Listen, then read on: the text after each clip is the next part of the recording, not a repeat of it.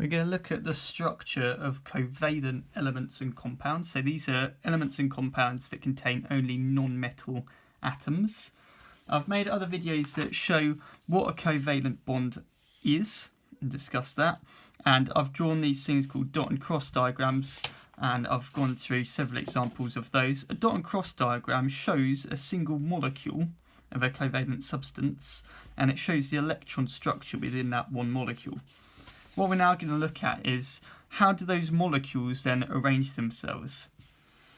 I'm going to go through a simple example, which is water, H2O. So I'm going to start off by drawing one molecule of water, like that. This molecule is held together by covalent bonds between the atoms. Covalent bonds are really strong, so they're not going to break. Let's be really specific between the atoms.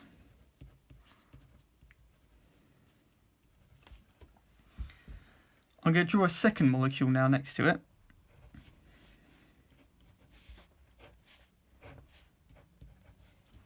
And these two molecules interact with each other. And we get what's called an intermolecular force.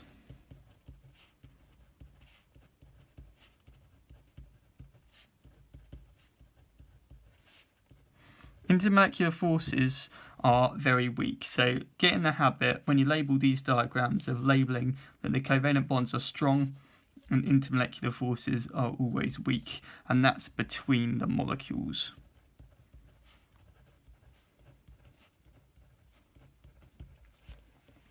Because those intermolecular forces are weak, those molecules are going to be able to move around really easily. They're going to be quite far apart from each other. So covalent substances tend to be gases, and that's why when we look at the periodic table and look on the non-metal side, lots of the ones that you're familiar with, nitrogen, oxygen, hydrogen, helium, are gases. Okay, a couple of special cases to discuss. First one is carbon. Carbon is in group 4. It can form, therefore, 4 covalent bonds. Each atom will make 4 bonds. The fact that that happens means that it forms loads of different substances. So it forms 4 bonds, makes lots of compounds. It can bond in loads of different ways. So it can make these long chains of carbon atoms, it can make rings, it can bond to all sorts of different atoms, and we call the study of carbon compounds organic chemistry. It's its whole own area of chemistry, and all life forms on Earth are based on carbon atoms because it forms so many different compounds. A couple of other special cases then.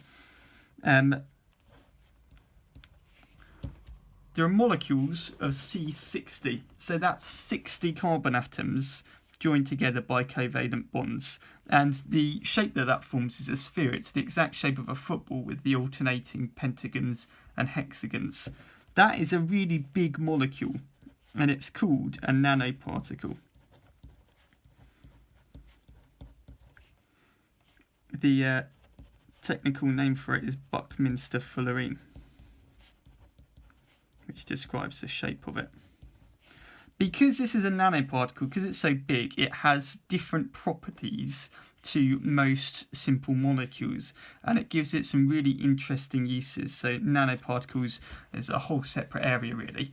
The other separate area of very useful compounds is polymers.